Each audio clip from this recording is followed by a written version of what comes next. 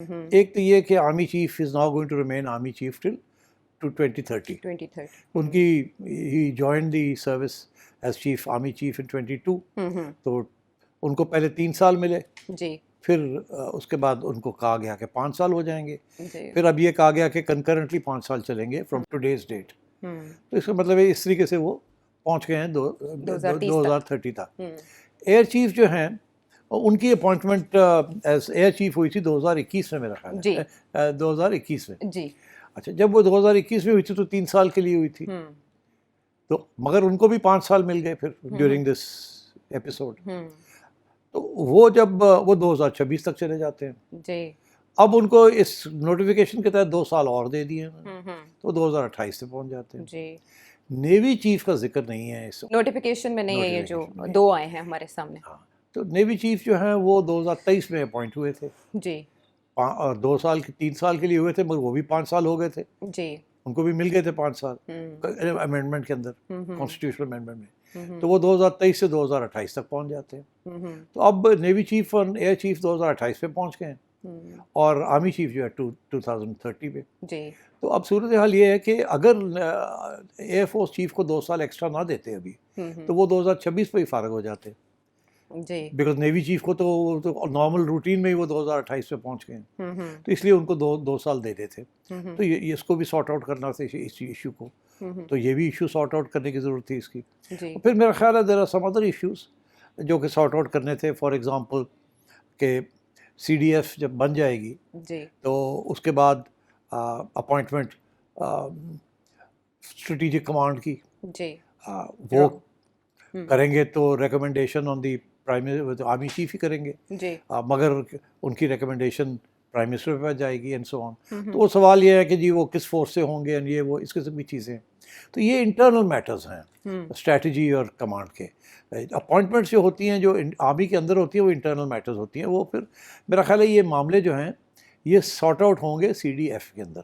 जब ये सब इकट्ठे बैठेंगे ना तो फिर ये फैसला होगा कि उसका हेड कौन बनेगा और इसका कौन होगा और क्या होगा, बिकॉज वो सारे रूल्स बनने हैं अभी।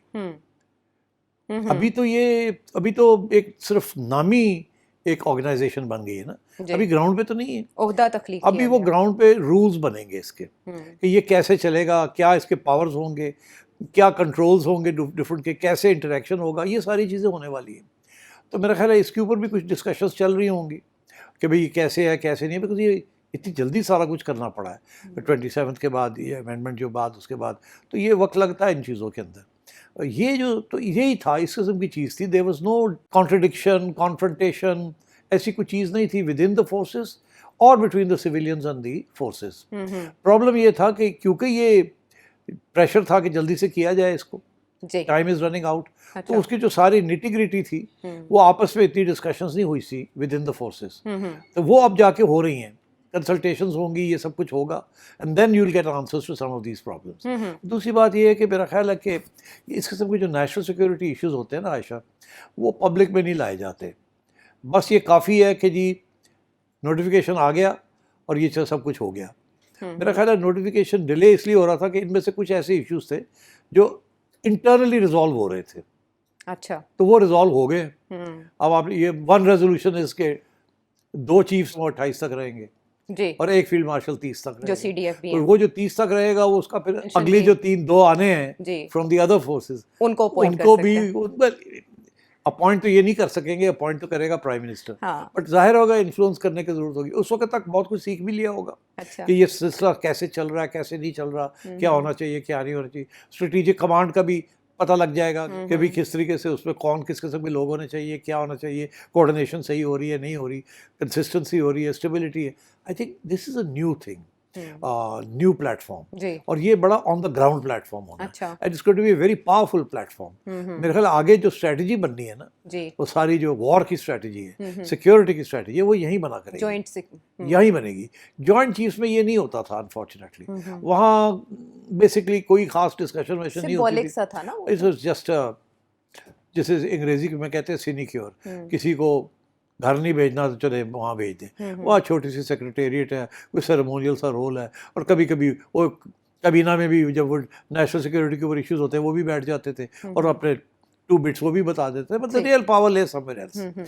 तो I think this is going to be a far more effective platform and more hands on. And so I think इसलिए there were some issues about rules and responsibilities and interaction and nomination of people. तो ये चीज़ें चल रही थी. कोई इसमें nothing to be, कोई इसमें सिविलियन वर्सेस मिलिट्री कोई इशू ही नहीं था. Nor was there an issue of military versus military. कोई ऐसी चीज़ नहीं थी. These are normal discussions, something new that happens. But हुआ ये कि प्रेशर बहुत पड़ गया, करे करे करे करे करे, जल्दी करे जल्दी करे जल्दी करे. मगर आई थिंक अगर आप गौर से देखें तो इसी में नज़र आता है 28, 21 to 28, 23 to 28 and 22 to 30. You can see के where how things have worked out. हाँ, कहाँ फिल आउट किया गया. अच्छा, ये आपने कहा कि ये काम हो रहा था जिसकी वजह से डिले था, तो ऐसे में फिर एक फेक नोटिफिकेशन आना और फिर उस पर ख़बर बन जाना, बहुत सी ऐसी चीज़ें हुई हैं जिन्होंने तक़वियत दी है कि सिविल मिलिट्री में कोई ना कोई तनाव ज़रूर है. नवाज शरीफ कोई डिमांड कर रहे हैं, वो अपना बंदा चाहते हैं इस पोजीशन पे, ये कहाँ से आई खबरें? ये जो बनाने वाले खबरें वही बनाते हैं, और कौन बनाता है? बगैर मुलाकात के, मतलब किसी को मुस्लिम लीग नून की तरफ से फीड किया गया, मुलाकात हुई कोई और कहा गया कि आप इस शख्स की बात करें. देखिए, 2 किस्म के स्पेकुलेशन होती है. एक वो होती है कि वेल मीनिंग पीपल जो कोई किसी के खिलाफ नहीं है, वो बैठ के इंटेलेक्चुअलाइज करते हैं. मैं 1-2 ऐसे ग्रुप्स में हूँ जहाँ ये इतनी लंबी चौड़ी डिस्कशंस इंटेलेक्चुअल लेवल के ऊपर, ये भी हो सकता है, ये भी हो सकता है, ये भी, किसी के पास इंफॉर्मेशन नहीं थी. अच्छा. मैं चुप करके देख रहा, सुन रहा था, पढ़ रहा था कि यार कोई इन्फॉर्मेशन नहीं है, लगे हुए हैं, कोई इधर जा रहा है, कोई उधर जा रहा है, और थियोरेटिकली ये भी हो सकता है, ये भी हो सकता है, ये वजह हो सकती है, ये वजह हो सकती है. ये इंटेलेक्चुअलिज्म जो है ना, ये ग्रुप्स के अंदर बहुत होती है. अच्छा. वो लोग, हर बंदा कहता है मुझे सुनो मेरी बात. अच्छा. मैं एनालिसिस करता हूँ. हाँ. मेरा हमेशा मौक़िफ़ रहा है, कोई एनालिसिस नहीं हो सकता विदाउट इन्फॉर्मेशन. कोई कोर इन्फॉर्मेशन आपके पास होनी चाहिए. उसके बेसिस के ऊपर आप फिर आगे एनालिसिस कर सकते हैं कि क्या होगा क्या नहीं होगा. अगर आपके पास कोर इन्फॉर्मेशन ही नहीं है तो आप कैसे एनालिसिस करेंगे? थ्योरी में ही करेंगे ना. तो थ्योरी में तो होता नहीं है. Real life is very different from theory. अब फॉर एग्जांपल, मुझे एक बात का पता है जिसे मैं कहता हूँ कोर इन्फॉर्मेशन. अच्छा. वो मुझे इस बात का पता है कि मियाँ नवाज शरीफ किसी स्टेज पे भी टक्कर नहीं लेंगे विद द एस्टैब्लिशमेंट. अच्छा. ये मुझे as a matter of faith पता है. जब ये मुझे पता है तो फिर मैं इससे आगे जब प्रोजेक्शन करता हूँ तो मैं सोचता हूँ कि क्या ये सही है कि मियाँ नवाज शरीफ अड़ गए हैं किसी चीज़ के ऊपर. मैं कहता हूँ ये हो ही नहीं सकता. अच्छा. अगर नहीं हो सकता तो फिर क्या हो, क्या ये हो क्या रहा है, वहाँ से चलते हैं. कुछ लोग समझते हैं कि नहीं, नवाज शरीफ का ट्रैक रिकॉर्ड है, वो तो अड़ जाता है, इस दफ़ा फिर अड़ गया होगा. जब ऐसी बात है, और ये हमेशा सिविल मिलिट्री ही होता है. विद इन सिविलियंस जो होता है वो तो समझ आ जाती है, विद इन मिलिट्री जो होता है वो भी कभी कभी समझ आ जाती है, कभी नहीं होती जी. मगर आजकल के हालात के अंदर to talk about something within the military, it's not on. ये इस वक्त these issues become national security issues. अच्छा, तो अब मुझे इस बात का पता है कि मियाँ साहब किसी सूरत में भी कोई ऐसा डिमांड नहीं करेंगे जो कि फिर इस्टेब्लिशमेंट को कंसीड करना पड़ेगा या रिजेक्ट करना पड़ेगा. ऐसी चीज़ नहीं होगी. There is too much at stake. इस वक्त Imran Khan is a serious problem for everyone. Number 1. Number 2, confirmed है कि मियाँ साहब आप प्राइम मिनिस्टर नहीं बन सकते. अच्छा. तीसरी चीज़ कंफर्म्ड है कि अगर सिलसिला ऐसे ही चला तो या शहबाज शरीफ साहब या मरियम नवाज यही अगला प्राइम मिनिस्टर बनेंगी जब वक्त आएगा. अच्छा. ये अभी तक जो सिचुएशन चल रही है, जो अजम्पशंस हैं, मगर वन इज़ अ पक्का अजम्पशन, वो ये कि मियाँ साहब इस शिप को डिस्टेबलाइज नहीं करेंगे. There is too much at stake for him. तो इसलिए आई थिंक ये ज़रूर है कि खबरें आई थी. मैंने भी एक स्टेज पे एक खबर दी थी जो कि 6 माह के बाद वो घूम रही है. अब कौन सी? आपको याद होगा कि आप किसी वक्त मैंने ये कहा था कि वो एक्स DG ISI के बारे में बात हुई थी, नदीम अंजुम साहब. हाँ, तो मैंने कहा था कुछ NSA की बात हो रही थी. हाँ. तो मैंने कहा कि हाँ, वो कुछ अफवाहें चल रही हैं कि मियाँ साहब ये चाहते हैं कि नदीम अंजुम साहब जो हैं वो NSA रिटायरमेंट के बाद उनको NSA लगाया जाए. तो मैंने कहा मगर ये नहीं होगा, आई डोंट थिंक ये होगा. इससे ज़्यादा मैंने बात नहीं की थी. मेरा कहने का ये मतलब था आई डोंट थिंक ये होगा. क्यों? क्योंकि आर्मी चीफ नहीं चाहेंगे कि ये हो. और वही हुआ. फिर उन्होंने जब वक्त आया NSA लगाने का तो उन्होंने अपने DG ISI को ही NSA लगा दिया. आसिम मलिक साहब भी आ आसिम गए मलिक साहब as के an SA। ठीक, जी। because he's very comfortable with him and he played a major role in bringing Donald Trump online। तो ये तो it made sense। मगर क्यों मियाँ साहब क्यों चाहते थे, या एक ख्वाहिश थी या रिक्वेस्ट थी कि कंसिडर कर लें नदीम अंजुम को भी, क्योंकि वो नज़र आए थे मियाँ साहब के घर बैठे हुए उनके साथ शादी ब्याह के मौके पे, और लोगों ने कहा यार ये एक्स DG ISI मियाँ साहब के साथ बैठे हुए हैं, इधर भी बैठे हुए हैं उधर भी बैठे हुए हैं, ये बड़ी तलकात है इनके, इसका मतलब है कि बड़े करीब हो गए हैं, इसका मतलब है कि मियाँ साहब पुश कर रहे हैं इसको। मैं ये समझता हूँ कि ख्वाहिश होती है कि यार अगर साड़ा बंदा जड़ा लग जाए तो कंफर्ट लेवल ज़्यादा होगा, मगर at the end of the day जब फैसला हुआ कि नहीं हमने किसी और को लगाना है, तो आई थिंक मियाँ साहब वुड हैव शक्ड हिज शोल्डर्स, और मैं तो कोशिश की थी नहीं होया था, नहीं होया। तो फिर कौन सी साइड प्रिवेल की इन शॉर्ट? तो ये इसलिए मैंने किसी स्टेज पे ये यकीन नहीं किया कि इसमें vice chief of army staff का कोई इशू है, DGI का इशू है, DGI का कोई इशू है, या आगे जो स्ट्रेटेजिक कमांड का जो बंदा बनना है उसका कोई इशू है, या NSA का कोई इशू है। बिकॉज देखिए ना आसिम मलिक साहब या वो रिटायर होके किसी फौजी फर्टिलाइजर या फौजी फाउंडेशन में चले जाएंगे, या वो NSA रहेंगे, he'll be reinstated as NSA। तो मतलब है कि मैंने ये कभी नहीं, it never mattered to me. Right. मेरा हमेशा ये ख्याल था कि ये ऐसे इश्यूज हैं which are not matter for discussion. ये चीज लाइक फॉर एग्जांपल क्या हम डिस्कस करते हैं जब कोर कमांडर्स इधर से उधर होते हैं या प्रमोशंस होती हैं, क्या हम लोग बैठ के शुरू हो जाते हैं कि जी वो आयशा को मेजर जनरल से जनरल लगा दिया है, लेफ्टिनेंट जनरल बना दिया है, मगर सेठी को रहने दिया है, वो बाईपास हो गए हैं, वो अब रिज़ाइन करेंगे या रहेंगे, या उनको खुडे लाइन लगा दी। ये चीज़ें नहीं हम discuss, these are armies internal matters, ये कहीं भी नहीं होता ऐसे। तो ये भी जो चीज़ें इस वक्त कुछ नई डेवलपमेंट्स हो रही हैं, these are all armed forces internal matters. और मैं आपको एक बात बता दूँ, whatever the armed forces as a collective entity in sitting inside the CDF, जो भी वहाँ फैसले होंगे they will be acceptable to the civilians. उसमें किसी किस्म की दरार नहीं होगी, किसी किस्म की कोई इशू नहीं होगा।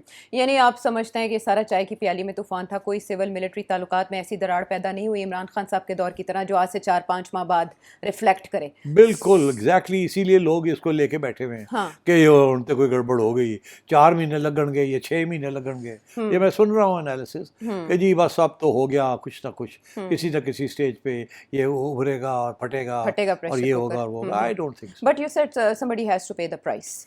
लॉ मिनिस्ट्री में इसको हम समझें कि पहले चीज़ें नहीं देखी गई और एंड टाइम पे देखी गई। नवंबर का तो सबको पता था कि क्या मेरा अब ख्याल है कि somebody has to pay the price। I thought कि इस वक्त के शायद लॉ मिनिस्ट्री की तरफ से कोई कोताही हुई है in drafting some of these things, but my information is that they were waiting for the information कि क्या करना है। तो फिर जब उनको बता दिया ऐसे करे तो उन्होंने कर दिया। चले ठीक। इसीलिए आपका ख्याल है कि शहबाज शरीफ साहब लंदन बैठे हुए थे, मौजे कर रहे थे, हाइड पार्क में वॉक कर रहे थे, है जी, और अच्छे अच्छे खाने खा रहे थे, और not a worry in the world. आपका ख्याल है कि इस किस्म की कोई चीज़ होती तो वो लंदन जाके बैठ जाते? यहाँ तो होता ना कि मियाँ साहब, बड़े मियाँ साहब भी वहाँ बैठे होते और खुसफुस कर रहे होते, कंस्पिरेसीज हो रही होती, तो फिर तो वो मियाँ साहब ऐसे बैठे हैं और शहबाज साहब अकेले हैं वहाँ जी। तो मतलब है कि कोई साजिश तो नहीं हो रही थी ना। तो वो रिलैक्स कर रहे थे कि जब कहेंगे कि जी ठीक है जी ऐसा तो नोटिफिकेशन कर दो, उसी कुकी मार देंगे।